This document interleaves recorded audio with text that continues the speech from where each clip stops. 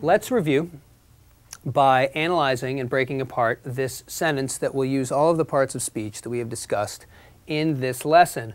Let's start first of all by breaking apart the sentence into its subject and its predicate, because that's the first thing we learned. For the moment, we will ignore that. The young boy carefully threw the ball through the window and broke the antique vase. So let's look at the first clause. And Paul, what is the subject of this sentence? Carefully threw the ball. No, the young boy. The young boy is the subject. He is the one that is throwing carefully the ball. That's what the subject is about. And the predicate is basically everything that follows until the end of the clause. He carefully threw the ball through the window. That's what happened. Now, let's break apart the subject and analyze it. We didn't actually talk about this, but the is called a particle, for lack of a better word. Paul, what part of speech is young? That is adjective. That's right. And what is it doing in this sentence? It's describing the boy. It's modifying the boy, which is a noun. What kind of noun is it, David? Is it a proper noun or a compound noun or a simple noun? It's a simple noun. That's right. The young boy. And that is our subject of this sentence. And now we can account for every element of this part of the sentence, which is great. Carefully threw the ball through the window.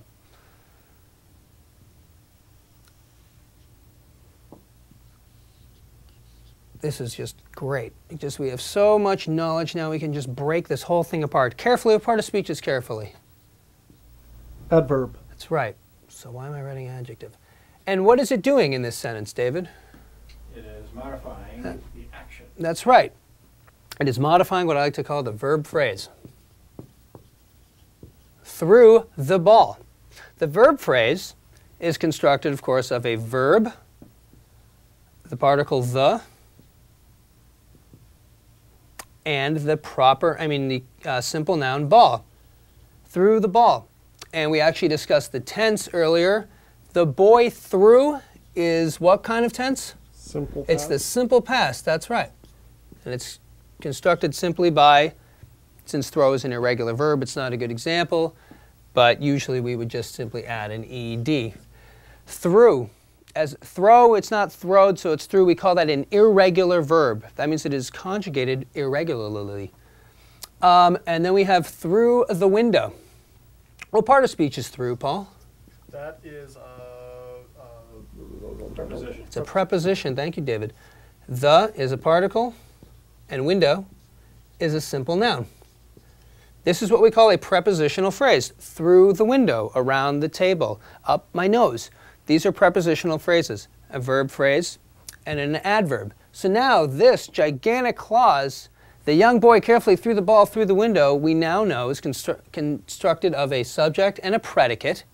Predicate is made up of a verb phrase and a prepositional phrase. Carefully threw the ball through the window. So now this complicated, muddled, weird, imagine if you actually had a really complicated sentence, you'd still be able to break it apart. Now we have the second clause. And broke the antique vase, which of course is a dependent clause. Zach, can I ask you a question? Yeah. I've never heard of the term particle. I've heard of article. You want to call it article? Is it either? I think I learned it as particle. Okay. David, what do you think? I think it's an article. Let's go with article. Okay. We'll come back and we'll fix all that. There's actually an even more complicated term that I used. It's like determinant or something like that. But I didn't like that one. I thought it was particle. Oh, well, excuse me, fellas. We all make mistakes. And is a conjunction, right? What kind of conjunction? A coordinating conjunction. Broke is the verb, article, adjective, noun, and broke the antique vase. So now we have just ripped apart this sentence and we know what every single part of it is. And that just gives us huge power when it comes time to thinking about our writing and how to construct a verb phrase and a prepositional phrase and what sort of articles to use and what sort of conjunctions to use and how that makes us feel. And just for extra credit, Paul, what do we got here? That's an interjection. That's right, it's an interjection. Oh my!